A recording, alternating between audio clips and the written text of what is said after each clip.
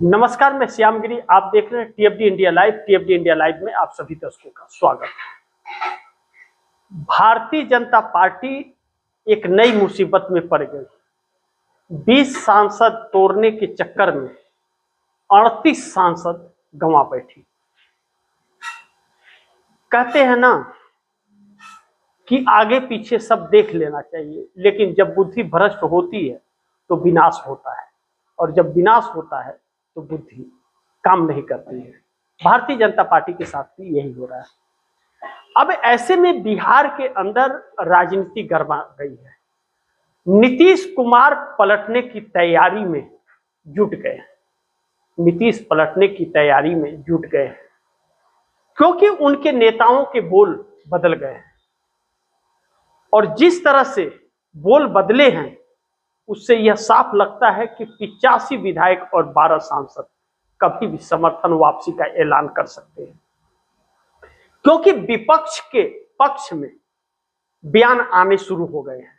ललन सिंह और संजय झा के अचानक बयान बदल गए हैं, और वह भाजपा के पक्ष में नहीं, इंडिया गठबंधन के पक्ष में हो गए हैं, और इंडिया गठबंधन के पक्ष में बोलते हुए भी नजर आ रहे हैं।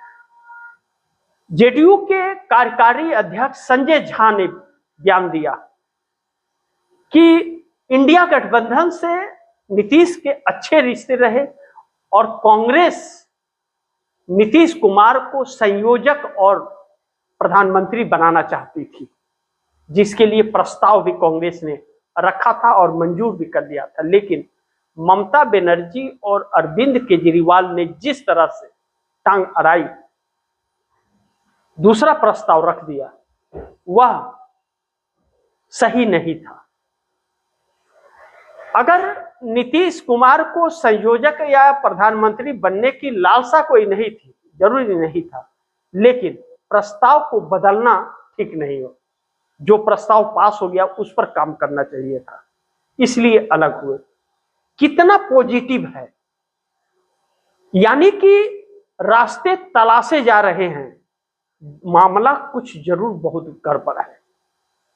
दूसरी तरफ सम्राट चौधरी मुख्यमंत्री बैठक बुलाए, और बैठक में पसीने छूटे हैं। सभी अधिकारियों को बुला करके बैठक कर रहे हैं। सम्राट चौधरी की अध्यक्षता में बैठक हुई। राबड़ी आवास के चक्कर में लालू प्रसाद यादव के परिवार ने सम्राट चौधरी के पसीने छुड़ा दिए हैं। सरकार उल्टी लटक गई है। अगर खरोच भी आ गया लालू परिवार के किसी शख्स को, तो सरकार लटक जाएगी। रिक्स जिद में जो सम्राट चौधरी ने खाली कराने का या सिक्योरिटी कम करने का ली, एक नियम के अनुसार सिक्योरिटी कम की जाती है, लेकिन उसके पीछे यह भी देखा जाता है कि उस शख्स के खतरा कितना बड़ा होगा, उसके हिसाब से भी सिक्योरिटी तय की जाती है।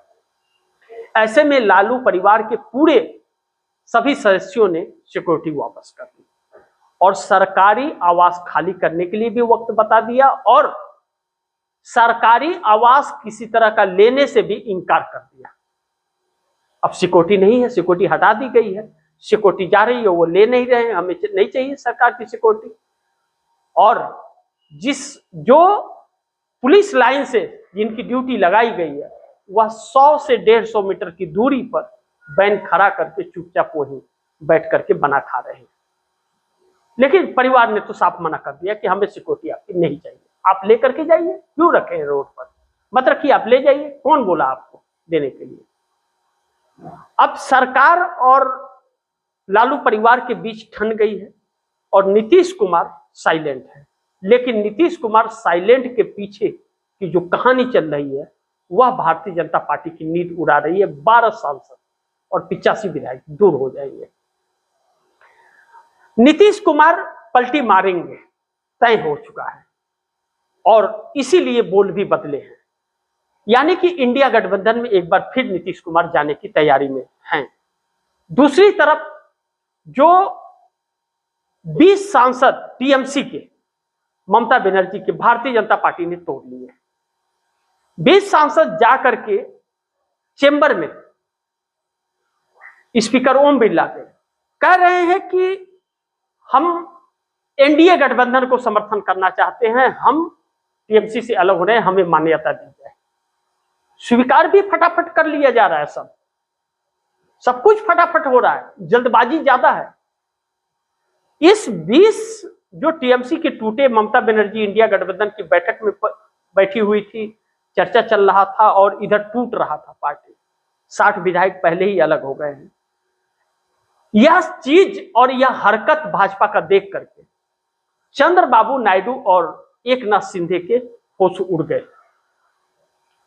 एकनाथ शिंदे को उनकी पार्टी के वरिष्ठ नेता अब्दुल सत्तार की बातें ध्यान आ गई, जो उन्होंने अभी कुछ ही दिन पहले बयान दिया था। कहा था कि भाजपा ने पहले ही हमारी पार्टी को 2 टुकड़ों में बांट दिया है और अब गर्दन मरोड़ करके खत्म कर देगी अगर इसके प्रभुत्व में हम काम करते रहे तो।